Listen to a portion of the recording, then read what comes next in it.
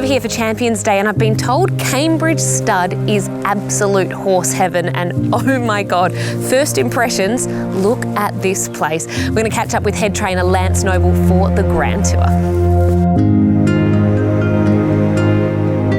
Morning, Brittany. Good morning. Wow, wow, wow. I can't imagine you have any trouble getting out of bed when you've got this to look over. No, definitely not. No, it's a unique property and a great place to work. Perfect day to come and visit. Oh, I think it would look good on any day. This is quite incredible. What a place to train horses.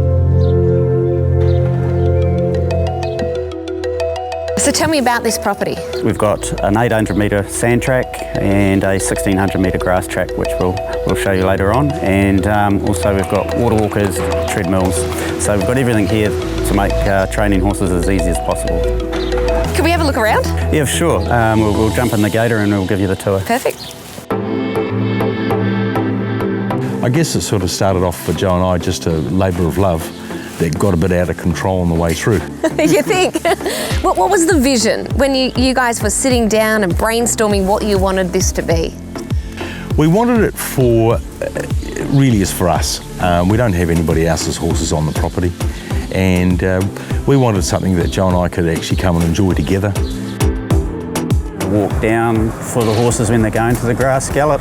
Yeah, it's a fair old walk, isn't it, for them? About 2 Ks, but yeah, again, nice for them. You're not just going to gallop so they don't get toey or joggy. Each horse, is out of its box for an hour and a half, nearly 2 hours, so you're not rushing everything. There's a lot of thought went into what their vision was, and everywhere you sort of go, you can stop and look back and you get a different view, and it is an amazing place. We're just coming onto the grass track now, and it's 1600 metres long, and there's a 10 metre climb from the top to the bottom. Fortunate enough with the numbers we have that we don't just gallop on it, we can do slow work on it as well. So the horses get used to it and they love coming up here. It's really beautiful. So when they gallop on it, where do they up the ante from? So we usually only gallop 1,000 metres or less because you'll need time for them to build into that speed. When I came here, it was a different way of training to what you're brought up with. But I was fortunate early on. I spent time in England, and there's a lot of what I saw over there that I could bring into training here.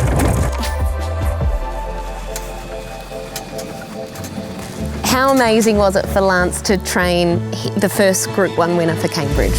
We've been on the property 16 years, and that's our first Group 1 winner we've had off the property, so it pretty well shows you how tough it is.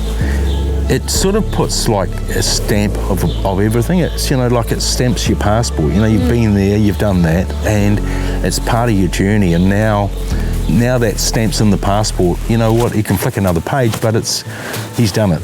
There's a very good chance that after Saturday we'll retire her and she'll go to our broodmare band. But she retires as a Group 1 winner. He sent me a photo of him and his wife Lee sitting on a chair like this, looking out across the farm, having a beer after the race on Saturday night. He's sitting there going, we nailed it. This is it? Yeah. How could you ask for anything better?